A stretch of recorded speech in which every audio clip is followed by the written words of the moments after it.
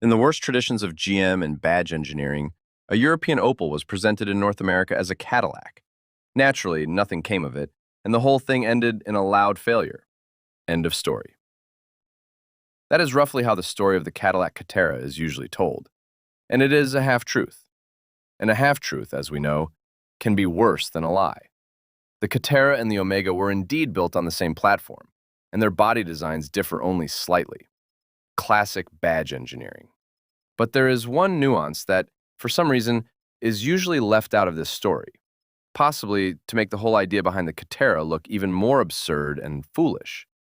The nuance is that it was not the Cadillac that looked like an Opel, but the other way around. Opel used Cadillac's design. And the story of how the Catera appeared is far more complicated and confusing than one might expect from such a seemingly ordinary model. Ordinary cars do not usually appear in Hollywood movies about the near future, but the Catera prototype did. And not in some cheap B movie, but in Demolition Man with Stallone. Still, let's take it step by step. If you open a dictionary of American slang, you can easily see that Cadillac is a common noun meaning the best, literally, the best you can get. For many years, owning a Cadillac directly meant that everything in your life was going well, that you held a good position and earned a solid income. And the prestige of the brand was not questioned.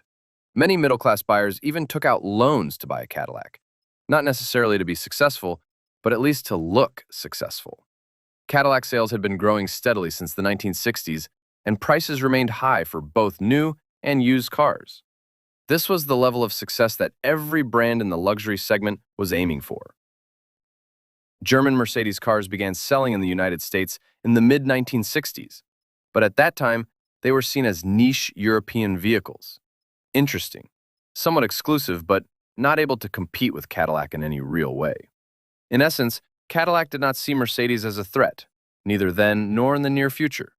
However, by 1973, at the peak of the fuel crisis, the situation for the American auto industry in general, and for Cadillac in particular, began to change, and not for the better.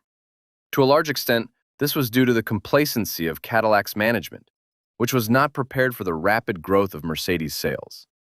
This growth was neither sudden nor accidental. The German brand had been systematically building its image, and combined with high reliability and build quality, this allowed it to strengthen its position and begin putting pressure on Cadillac. At the same time, in terms of total sales, Mercedes was still far behind Cadillac. However, studies conducted in the United States showed a concerning picture. Mercedes was increasingly being chosen by a younger audience, while the average age of Cadillac buyers had gone beyond 50. In addition, many wealthy customers were becoming irritated by the fact that, thanks to easy credit, almost anyone could now own a Cadillac. And as a result, the brand's prestige was gradually fading. To Cadillac's credit, they reacted fairly quickly, and already in 1973 presented a prototype of a future model that was supposed to compete with the Germans. However, General Motors management, which oversaw the development of the new Caddy, considered the design too un-American and ordered it to be revised in line with their own vision. As a result, in 1975, the Cadillac Seville appeared, a car that in its design was completely American. Seville became the most compact model in the lineup at that time. It was only a few centimeters longer than the Mercedes S-Class and about 70 centimeters shorter than the DeVille. At the same time, Seville was more expensive and noticeably better equipped. This approach did work. The model sold very well, and by 1977, total Cadillac sales in the United States were several times higher than those of Mercedes. However, the optimism of GM management turned out to be premature. New studies showed a very discouraging picture, and enthusiasm quickly gave way to concern. First, the average age of Seville buyers rose to about 55, and a large portion of the audience consisted of older women. For comparison, the average age of Mercedes buyers was around 35 to 37. But even more important was something else. Only about 10% of customers were actually choosing between Mercedes and Cadillac, while the remaining 90% were loyal Cadillac buyers who were essentially choosing not between brands, but between Seville and larger Cadillac models. And that is why Seville never became a true competitor to Mercedes.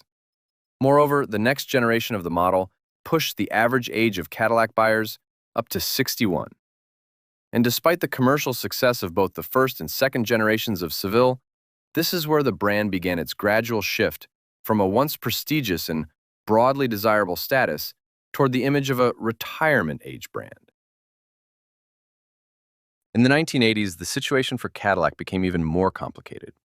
On the one hand, the image of a car for older buyers was only getting stronger. On the other, the number of competitors in the premium segment was increasing every year. Only in 1986, when Chuck Jordan took the position of GM's chief designer, did the situation begin to change.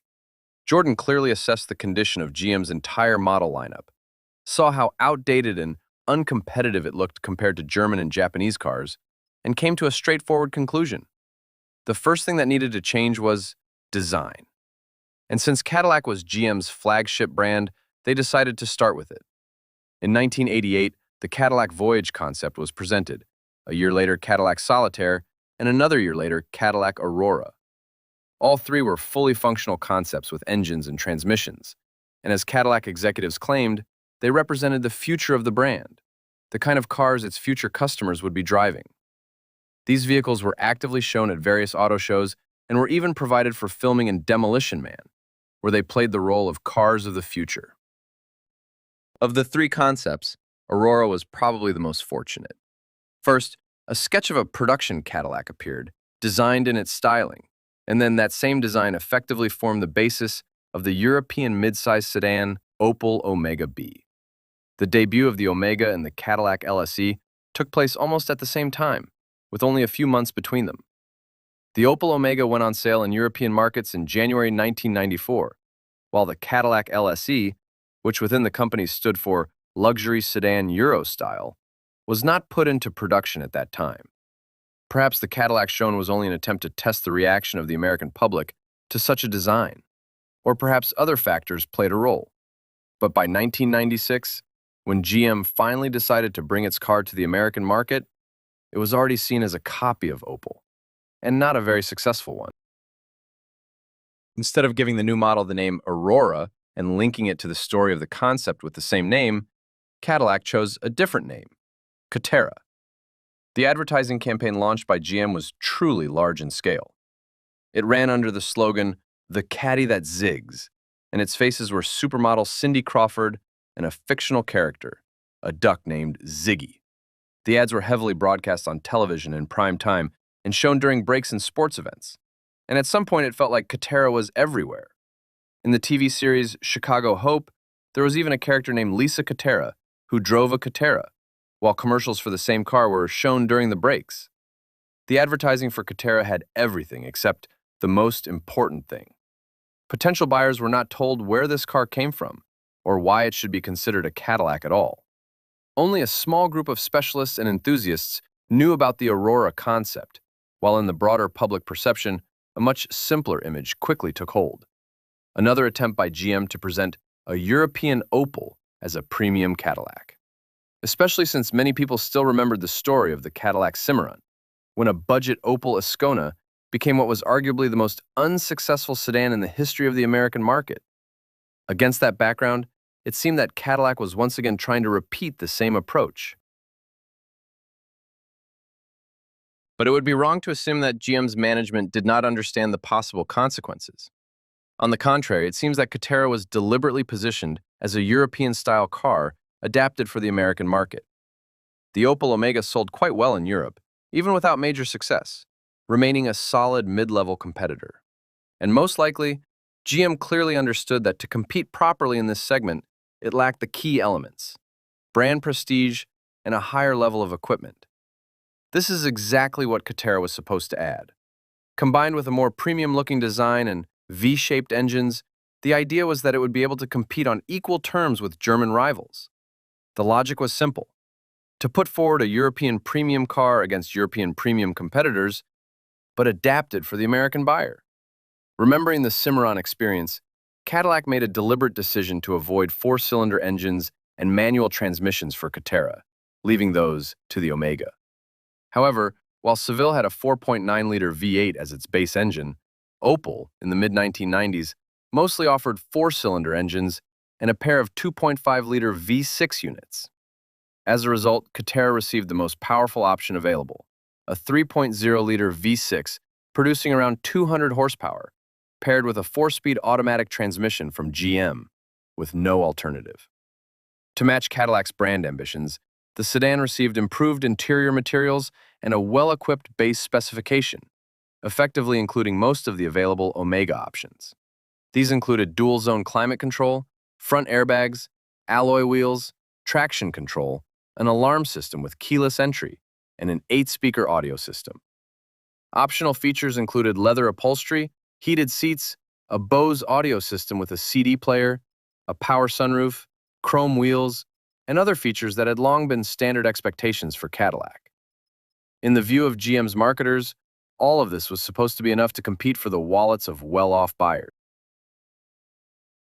Catera officially went on sale in the United States in the fall of 1996 as a 1997 model, with a base price of $29,995, which is roughly equivalent to about $50,000 today.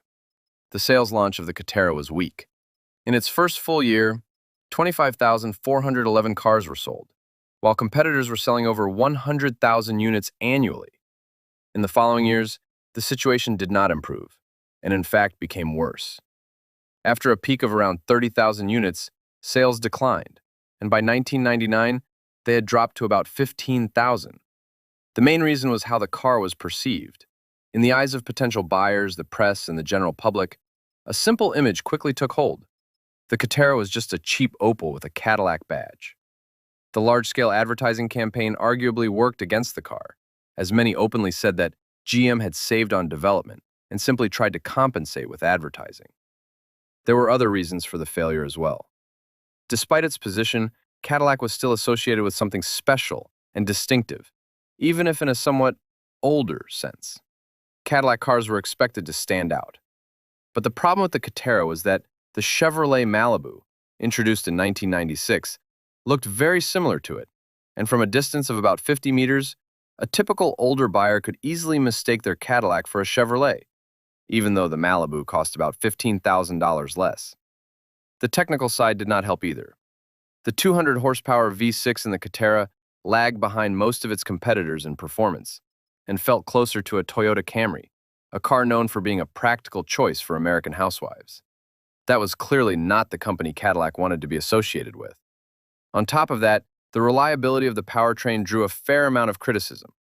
In 2000, the Catera, like its European counterpart, received a facelift, after which the rear of the car looked even more like an Opel, losing its distinctive full-width taillight.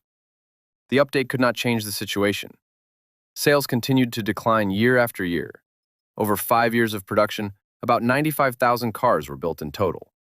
In 2001, the model was discontinued, and in many ways, that was the only logical end to this story.